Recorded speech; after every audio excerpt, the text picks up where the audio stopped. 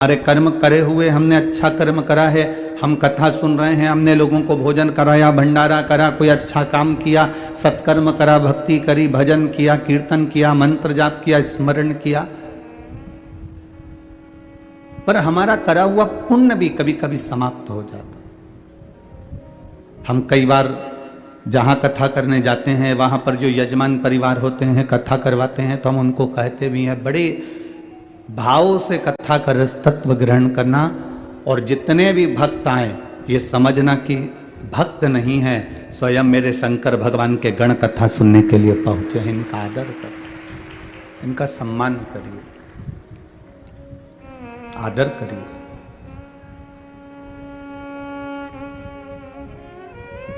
शादी में मेहमान आते हैं, जिनको आप बुलाते हो वही पहुंचता है।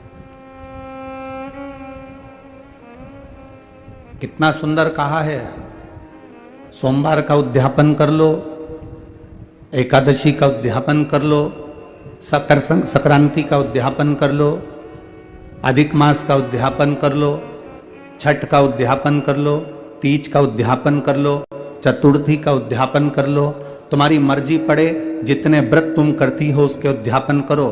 पर शास्त्र कहता है उस उद्यापन में घर के लोगों को नहीं गिना जाता।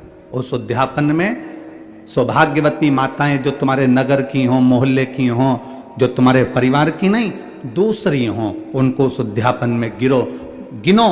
उसका कारण क्या है कि परिवार वाले तो जिंदगी भर खाते रहते हैं, तुम्हारे यहाँ हर कभी आ जाते हैं, तुम उनको बुला भी लेते हो, खिला भी देते हो, दे भी देते हो। परिवार को दिया दान नहीं कहलाता। जब दूसरी कोई सौभाग्यवती नारी तुम्हारे यहाँ उद्यापन में भोजन कर कर जाएगी तब वो दान कहलाए। परिवार में से गिनना है तो बहन बेटी को गिन लो, परिवार में से गिनना है तो भांजी को गिन लो, परिवार में से गिनना है तो कोई भतीजी को गिन लो। पर हमने हमारी 4 जेठानी है, चारों को हमने उद्यापन में गिन लिया। हमारी 5 देवरानी है, हमने 5 को उद्यापन में गिन लिया। हमारे काका जी की जो लड़कियां हैं, हमारी जेठानी आदि का जो भी उनकी बहुएं हैं, हमने उनको भी उद्यापन में गिन लिया। ये उद्यापन नहीं लगता। उद्यापन हम जब दूसरे को देते हैं, कई लोग कहते हैं हमने बेटी का विवाह करा तो उसको साड़ी दी तो हमारा दान लगना चाहिए, बेटी की शादी होने के बाद हम बेटी को कुछ दे रहे हैं तो दान लगना चाहिए, हमने बेटी को अंगूठी बनवा कर दी तो हमने दान कर दिया, हमने बेटी को वस्त्र दिया तो दान कर दिया। कौन सी पुराण में लिखा है कि बेटी को आप कुछ देते हो तो दान कहलाता है? शिव महापुराण की कथा कहती है बेटी कभी तुमसे दान नहीं लेती, बेटी तुम्हारे घर में आती है तो अपना हक लेकर जाती है, हिस्सा लेकर जाती है, दान कभी लेकर नहीं जाती। बेटी को एक साड़ी देकर तुम ये एहसान मत मानना कि तुमने एक साड़ी दे दी तो हमने बेटी को दान दे दिया। एक आध दिन काले कोट वाले भैया को लेके आ गई ना, अगर एक दिन आ गई ना काले कोट वाले को लेके, फाइल माइल सब लेके, उस दिन फिर तुम जी जी जी जी करते रहोगे। एक साड़ी देकर कभी एहसान मत मानो कि हमने बेटी को कुछ दे दिया, हमने बेटी को कुछ प्रदान कर दिया, हमने दान दे दिया। बेटी कभी दान नहीं लेती, बेटी तो खुद दान में जाती है। उसको हमारे यहाँ सनातन धर्म में कन्यादान कहते हैं। बेटी तो खुद दान में जा रही है।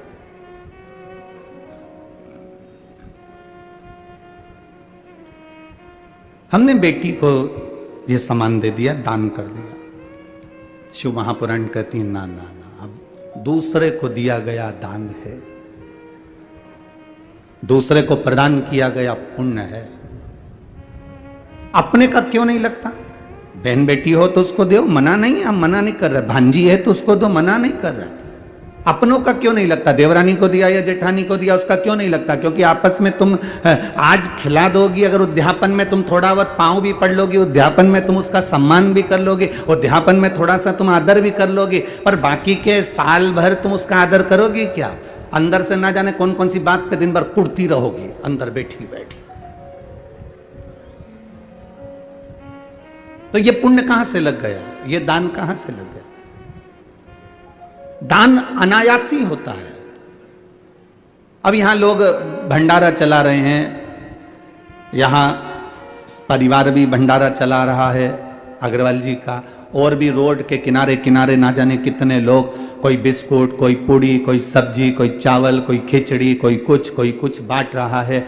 अब इतने लोग यहाँ आए हैं तो क्या उनके रिश्तेदार आए हैं क्या? नहीं, अनायास ही आया है।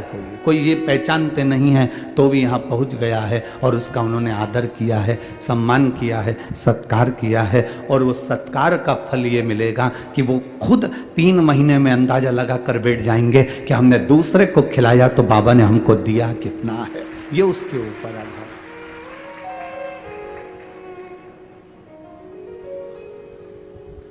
कभी ये अंदाजा लगा कर ना बैठे कि मैंने हमारी बहन बेटी को दे दिया तो हमें किसी को देने की जरूरत ना ना ना, आप करिए। हमारा पुण्य भी कभी कभी समाप्ति पर आ जाता है। भीष्म पितामह ने जिंदगी में इतना पुण्य करा, पर रुक्मणी जी से भगवान कृष्ण ने कहा, एक स्त्री का वस्त्र खिंचा रहा था, द्रौपदी का चीर खिंचा रहा था, उस समय पर उसको बोलना था। भीष्म पितामह को उस समय पर बोलना चाहिए था। गुरु द्रोणाचार्य को उस समय पर बोलना चाहिए था। गुरु द्रोणाचार्य को उस समय पर कहना चाहिए था। जब वस्त्र खिंचा रहा था उस समय पर बोलना चाहिए, ए दुर्योधन, ए दुशासन, तुम ये गलत कर रहे हो। एक स्त्री का चीर खिंचा रहा। हमने पहले भी कथा में कहा, लोग कहते हैं सीता जी के कारण रामायण हो गई और द्रौपदी के कारण महाभारत हो गई। दुनिया के लोग ये शब्द कहना बंद कर दें कि द्रौपदी के कारण महाभारत हो गई और सीता जी के कारण रामायण हो गई। याद रखना, ये सीता और द्रौपदी के कारण महाभारत और रामायण नहीं हुई है, यह नारी का सम्मान नहीं कर पाए इसलिए महाभारत और रामायण हुई है। अगर नारी का सम्मान कर लेते, नारी का सम्मान के शब्द नारी के लिए कह देते, भीष्म पितामह एक बार मुख से कह देते रे, ए दुशासन छोड़ द्रौपदी को, तो क्या दुशासन नहीं छोड़ता? क्या दुशासन नहीं बोलता? अगर एक बार सम्मान का शब्द संबोधन कर देते, भीष्म पितामह एक बार कह देते कि तुम द्रौपदी को छोड़ दो, वृद्ध के नाते अगर कह देते तो वो छोड़ देते, छोड़ देते। एक बार अगर गुरु द्रोणाचार्य ज्ञान की मुद्रा में रखकर बोल देते तो वो छोड़ देते, पर नहीं बोले। आप सबसे निवेदन है, जब नेक बात बोलने का मौका हो, जब अच्छी राय देने का मौका हो, कोई तुम्हारी बात सुने ना सुने, जिस सभा में बैठे हो और सतमार्ग बताने का अगर मौका मिल रहा है तो उस समय को मत छोड़ना, और अगर बन सके तो अपनी बात एक बार सतमार्ग की बोलना जरूर। फिर परिवार के लोग उस बात को माने ना माने, पर अपना कर्म, अपना फर्ज अदा जरूर कर देना। अपने फर्ज से अपन को मुख नहीं मोड़ना, हमें अपना फर्ज अदा कर देना चाहिए। हमें अपनी बातों को सम्मुख में रख देना चाहिए, हमें अपनी बातों को संसार सागर के सामने रख देना चाहिए, क्योंकि हमारे पद की एक गरिमा है।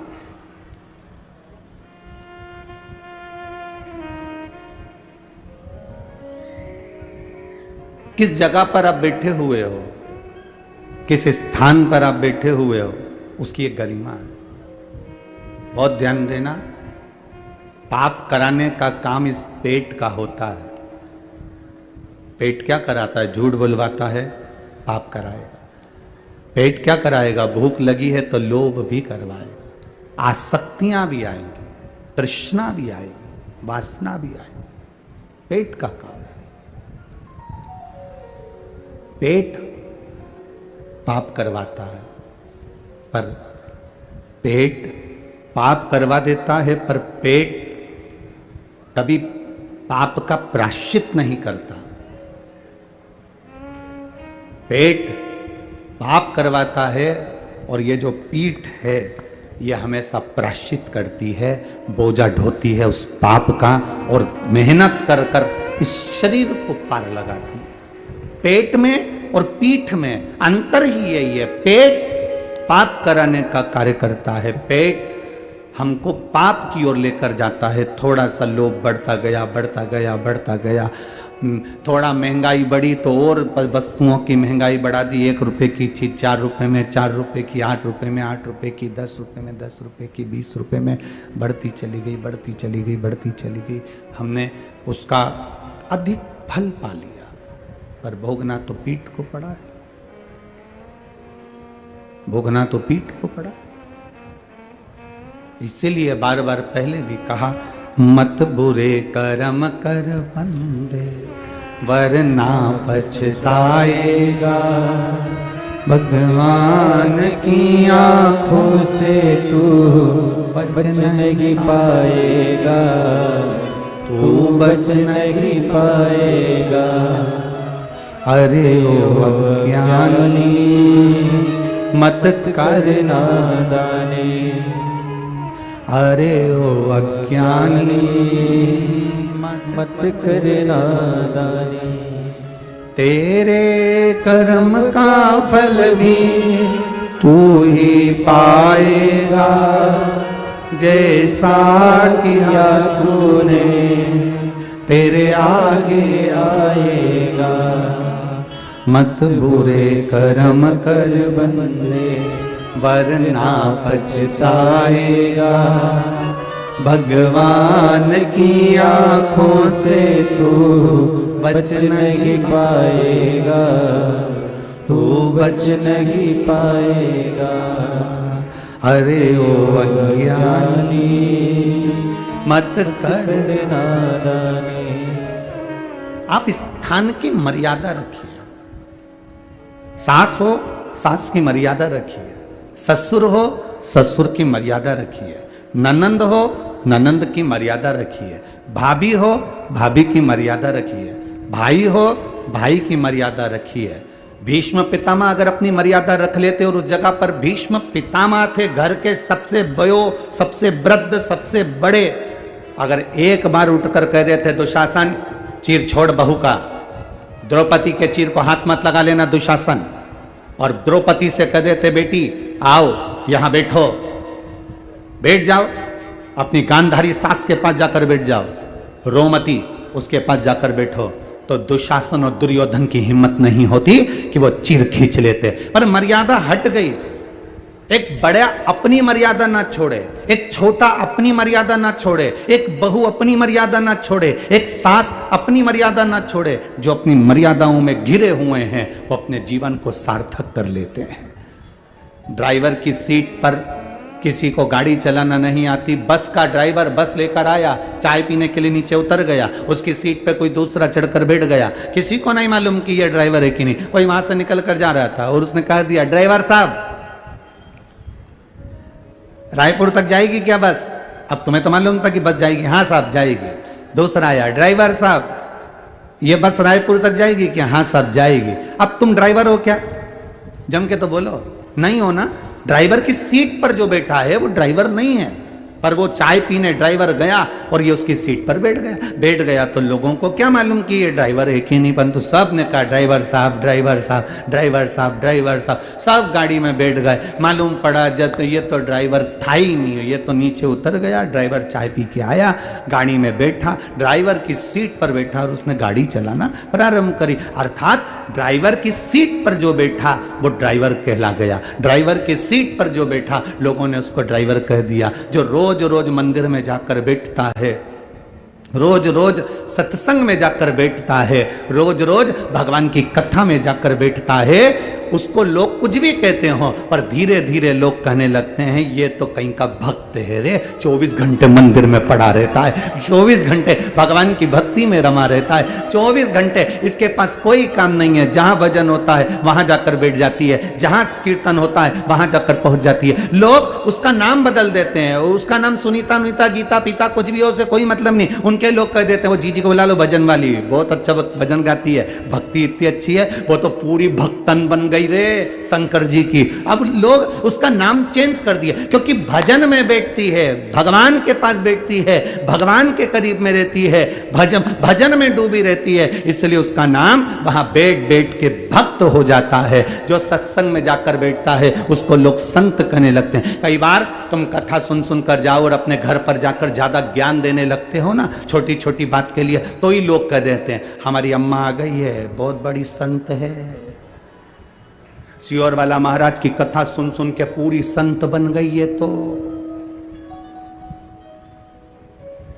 संत। और प्रेम जब अनंत हो गया, रोम रोम संत हो गया अपने आप। अब तुम चलो, यहां बैठे थे, कथा में बैठे, भक्त कहलाए, संत कहलाए, मंदिर गए तो लोग पुजारी जी समझ लिए। मंदिर में रोज रोज पोछा लगाओगे तो दूसरे आके समझेंगे काम वाली है। बोलो सही है कि गलत है? कि मंदिर में नौकरी करती होगी, पर तुम्हें मालूम है कि मैं नौकरी किसी की नहीं कर रही, मैं तो नौकरी मेरे देवाधिदेव महादेव की कर रही हूं, उसके सिवाय किसी की नहीं कर रही। मैं तुम्हें नौकर समझा। स्थान, जिस जगह पर तुम बैठ रहे हो उसकी कीमत देखिए कितनी है। अब चलो, तुम जाके मदिरा की दुकान पर, दारू की दुकान पर जो नी भी पीता, मत पिए, पर मदिरा की दुकान पर जरा रोज जाके शाम के टाइम खड़ा हो जाए, मत पिए, पर लोग क्या कहेंगे? राम सिंह का छोरा, वो नाथुराम की औलाद, वो उसका भाई, पक्का बेहुड़ा, 4 बजते नहीं और दुकान पे खड़ा मिल जाता। उसने कभी नहीं पी, पर वहां खड़ा था तो नाम उसका आ गया। उसी तरह हम अगर भगवान की भक्ति में खड़े भी हो गए, भगवान के भजन में जाकर खड़े भी हो गए, उसकी भक्ति में जाकर खड़े भी हो गए, भले हमने कथा सुनी ना सुनी, हमने भजन किया ना किया, हमने दान किया ना किया, हमने पुण्य किया ना किया, हमने संकीर्तन किया ना किया, हमने शंकर जी के मंदिर में 1 लोटा जल चढ़ाया ना चढ़ाया, पर हम रोज अगर भगवान की कथा में जा रहे हैं, रोज भजन कर रहे हैं, रोज कीर्तन कर रहे हैं, रोज मंत्र जाप कर रहे हैं, रोज मंदिर जा रहे हैं, तो हमारा भी नाम उसकी लिस्ट में जरूर आ जाता है, भले हमने पुण्य करा कि ना करा, पुण्य की लिस्ट में आ जाता है। एक नहीं पीता और दारू की दुकान पर खड़ा है तो उसका नाम आ गया।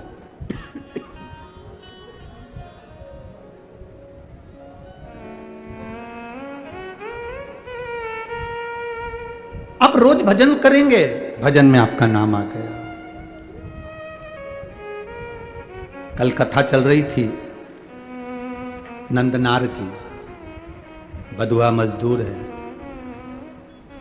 और ऐसा बधुआ मजदूर जिसका सेठ 4 घंटे छुट्टी देता था और 20 घंटे काम कराता था।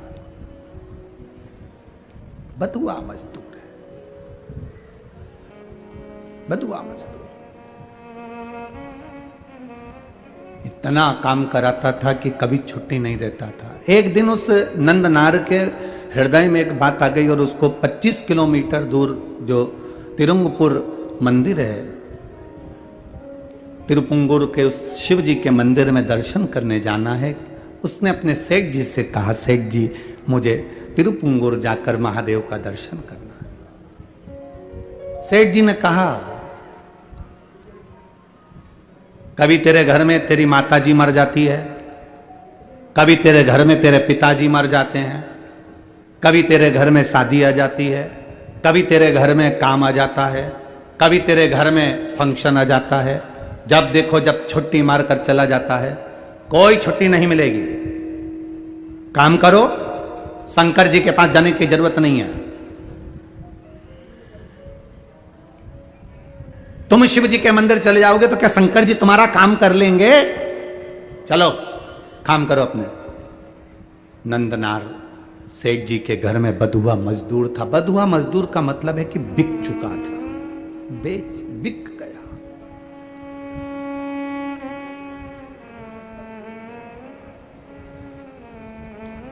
बिक गए। और कल आपको कथा में कहा था, बिकना ही है ना तो संसार के लोगों के हाथ में मत बिकना। अगर बिकना है तो मेरे महादेव के चरणों में जाकर बिक जाना, बिक लो। मेरे बाबा तेरी नौकरी सबसे बढ़िया है, सबसे तेरे दरवाजे की चाकरी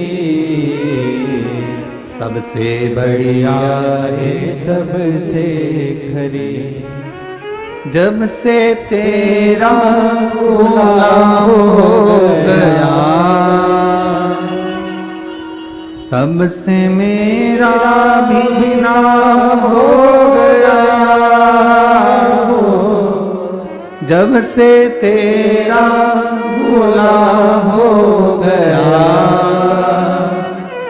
तब से मेरा भी नाम हो गया। वरना वो कात क्या थी मेरी, सबसे बढ़िया है, सबसे खरी। भोले बाबा तेरी नौकरी सबसे बढ़िया है, सबसे खरी। बिकना है। अगर आपको लग रहा है कि अब मैं, कई लोग कह देते हैं हम बहुत तकलीफ में हैं, इसलिए अब हमने सोच लिया कि अब हम बस अंतिम समय जी रहे हैं। गुरुजी, बहुत जिंदगी कष्ट में हो गई, तकलीफ में हो गई, बहुत कष्ट की जिंदगी। अब हमारे को अब जीने की आस नहीं है। एक माँ, अभी अलवर की कथा की बात है। अलवर में, राजस्थान में जब कथा थी तो एक माँ आई और उसने कहा, गुरुजी अब मेरा 3rd स्टेज का कैंसर हो गया है और मेरे को चेस्ट का कैंसर है, स्तन कैंसर है, 3rd स्टेज पर है। डॉक्टर ने जवाब दे दिया है, कीमो पूरे हो गए हैं, पर डॉक्टर कह रहा है कि कीमो होने के बाद वापस कैंसर उपज गया। सिर के पूरे बाल उस महिला के कीमो के कारण चले गए। अब उसने पूछा, हम लोग अधिक मास सावन के महीने में अनुष्ठान ज़्यादा रहते हैं, पूजन ज़्यादा रहती है, तो 3-4 दिन तो हम किसी से मिलते नहीं, यजमान परिवार से भी नहीं मिलते, ये नियम है हमारा। 4 दिन के बाद चाहे यजमान परिवार हो, पत्रकार बंधु हो, जब तक अधिक मास सावन में थोड़ा हम भी अपनी पूजन पाठ करते हैं तो नहीं मिलना होता। 4 दिन के बाद में जब मिलना हुआ, वो रोज पत्र भेजी, आखिरी में 4 दिन निकले, 5वें दिन वो आई। अब आप बताइए, मेरा 3rd स्टेज का कैंसर और कैंसर वापिस उपज गया, कीमो चल रहे हैं, पट्टा बांधी थी सिर पे, कपड़ा, बाल नहीं थे, भुकुटियों के बाल भी उड़ गए थे। अब मेरे लिए आज्ञा कर दो, अब मुझे करना क्या चाहिए?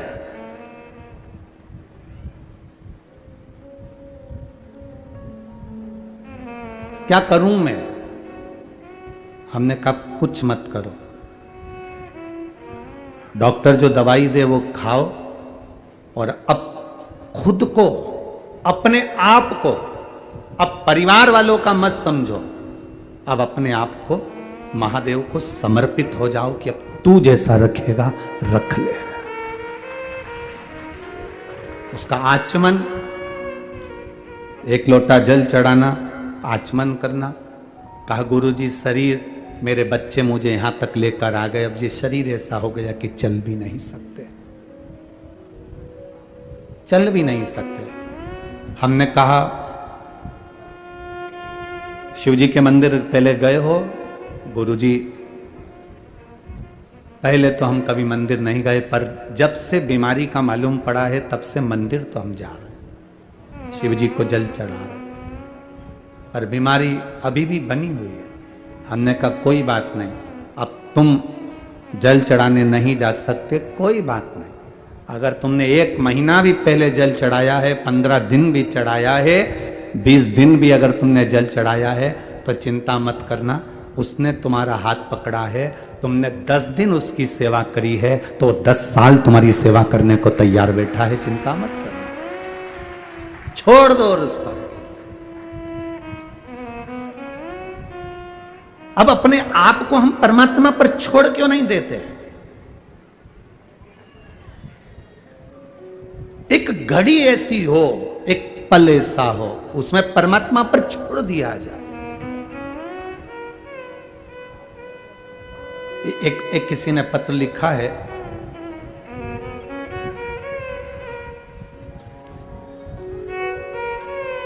राज यादव, रायनगर, कन्हान, जिला नागपुर, महाराष्ट्र। कहीं बैठे हो तो हाथ हिला सकते हैं। राज यादव दिख गए क्या? कहीं बैठे हैं? जहां बैठे हैं उधर दिख गए? हाँ ठीक है, हाथ हिला दो। राज यादव, राज यादव, रायनगर, कन्हान, जिला नागपुर, महाराष्ट्र। पिन नंबर ये है, फोन नंबर ये है। गुरुजी, मेरा परिवार पूरा शिव जी की आराधना करते हैं, माता पिता सभी लोग शंकर की आराधना में डूबे रहते हैं। एक कोल इंडिया की गवर्नमेंट जॉब होती है गुरुजी, जो कि बड़ी संघर्षपूर्ण जॉब है और बड़ी कठिनता से मिलती है। शुरू से मेरी इच्छा रही है कि इस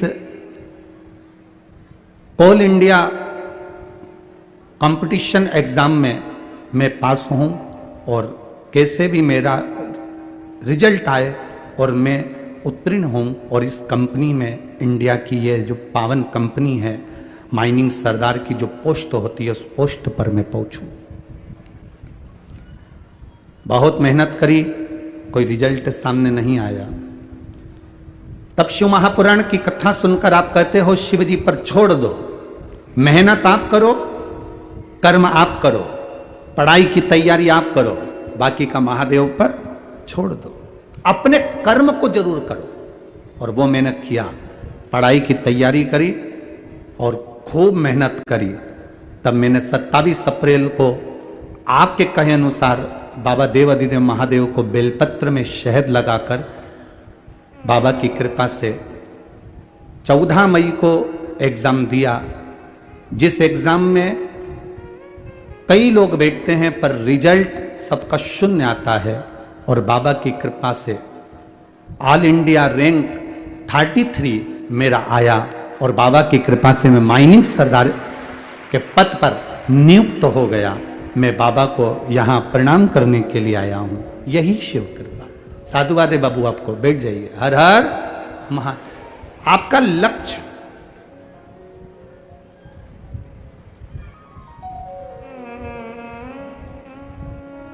जब आप अपना संपूर्ण जीवन परमात्मा की ओर छोड़ देते हो, जब आपका संपूर्ण जीवन भगवान को दे देते हो, फिर आपको नहीं सोचना पड़ता। उस माँ ने कहा कि मेरे को करना क्या है। हम कह दें कि तुम एक काम करो कि घर में रहो, वो कहती है मैं करूं क्या, मैं जा नहीं सकती, मैं मंदिर जा नहीं पाती। इस अवस्था में 3rd स्टेज के कैंसर में पलंग पर पड़ी रहती हूं, उठ नहीं पाती, मैं करूं क्या। तब उसको याद करो जिसको तुमने एक लोटा जल चढ़ाया है, जिसको तुमने जल समर्पित करा है, तुम उसको स्मरण करो। और जब आप उसे याद करोगे, आपको कल कथा में कहा था, अंत समय प्रभु आना पड़ेगा, वचन दिया तो निभाना पड़ेगा। आए ना आए प्रभु कुटुंब कबीला, अंत समय प्रभु आना पड़ेगा। आज इस कथा को, इस बहन की कैंसर की कथा को इसलिए लिया क्योंकि आज सवेरे उस बहन का घर से मैसेज आया कि हमारी माता जी की तबीयत कम से कम 75% ठीक हो गई है। इसलिए बाबा की ये कथा का छोड़ दो उसको। एक बहन ने पत्र लिखा है, उसको भी कैंसर जैसा रोग,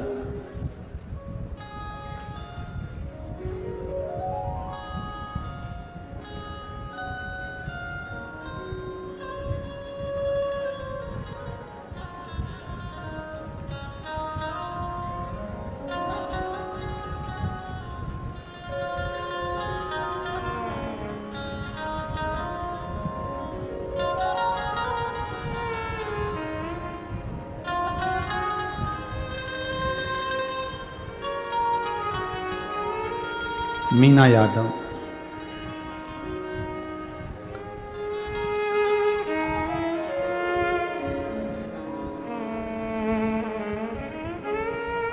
कामिनी यादव, ओडिशा कटामबाजी है। आप लोग समझ गए ना? काटाबाजी, अच्छा ठीक है ना? कहीं बैठी हैं? हाथ हिलाइएगा जहाँ कहीं बैठी हो। आप ही हैं? हाँ जी, हाथ हिला लो सब, ठीक है। हाँ, एक बार वापिस हाथ हिलाओ, एक बार वापिस, ठीक है। कामिनी यादव, ओडिशा काटाबाजी से आई हूँ। गुरुदेव, एक लोटे जल का मैं क्या वर्णन करूं। मेरी छोटी बेटी को कैंसर हो गया था। डॉक्टर ने बताया कि गले में कैंसर है और पूरा घर चिंता में आ गया।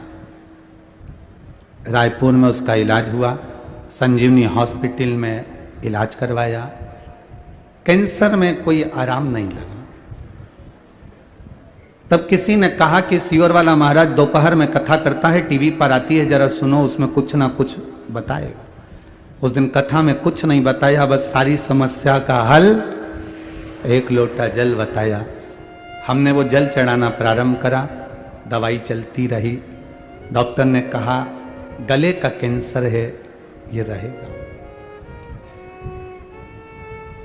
गुरुदेव,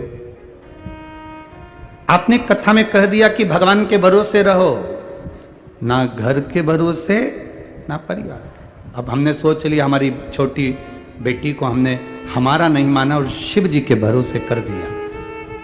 बाबा की कृपा का हम क्या गुणगान करें। गुरुदेव, जल चढ़ाते, बेटी को देते, बेलपत्र लाते, बेटी को देते। जिस गले से कुछ ना उतरता वो जल बाबा का उतरता, और बाबा की कृपा से आज मेरी बेटी ठीक है, इसलिए मैं बाबा को नमन करने के लिए आया।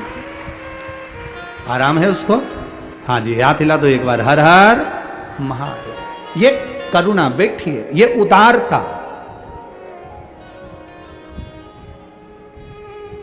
ये करुणा, ये उदारता, ये उसी की है, ये इसी को कहते हैं। बड़ी दूर किनारा है, कश्ती भी पुरानी है। बड़ी दूर किनारा है, कश्ती भी पुरानी है।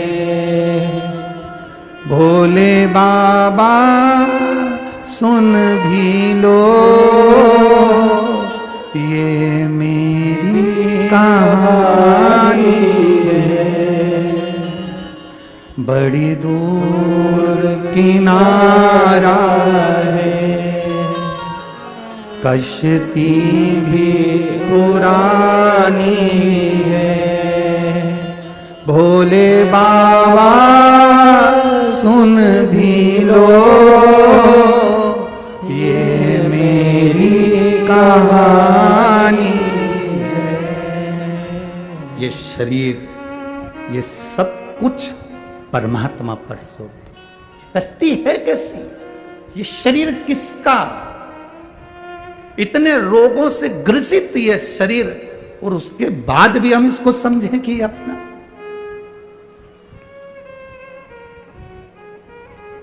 बड़ा रोग आने पर समझ लेना कि ज्यादा जल वृष्टि होती है तो नदी उफान पर आती है, उफान पर आती है तो खतरे के निशान तक पहुंच जाती है। बोलो सही है कि गलत है? खतरे का एक निशान होता है, नदी जब उफान पर आती है तो खतरे के निशान तक पहुंच जाती है। खतरे के निशान तक अगर नदी पहुंचती है तो गांव के डूबने की आशा हो जाती है। इसलिए नदी खतरे के निशान तक आए तो मकान को जल्दी खाली कर कर गांव को खाली करवा दिया जाता है। उसी तरह चलते चलते जीवन में जब रोग बढ़ते चले जा रहे हैं, बीमारियां बढ़ती चली जा रही हैं, तकलीफें बढ़ती चली जा रही है, बीमारियां घेरती चली जा रही है, तो समझ लें कि अब नदी खतरे के निशान तक पहुंच गई है, उस समय पर सबसे चतुरता का काम करना, मकान खाली कर देना। मकान खाली करना मतलब अपने दिल से परिवार, बंधु, कुटुंब, लोभ, लालच, अहंकार, तृष्णा, ये सब खाली कर दो और इस खाली मकान में शंकर को विराजमान कर दो। अपने हृदय में शिव को बसाए। बड़ी दूर किनारा है, कश्ती भी पुरानी है, भोले बाबा सुन भी लो ये मेरी कहानी है। कौन समझे, कौन साधे? खतरे के निशान के करीब में नदी आ गई, गांव खाली करवाया जाता, प्रशासन मुस्तैद हो जाता। गांव को खाली करवाओ, पानी भर जाएगा। खतरे के निशान पर नदी पहुंच गई।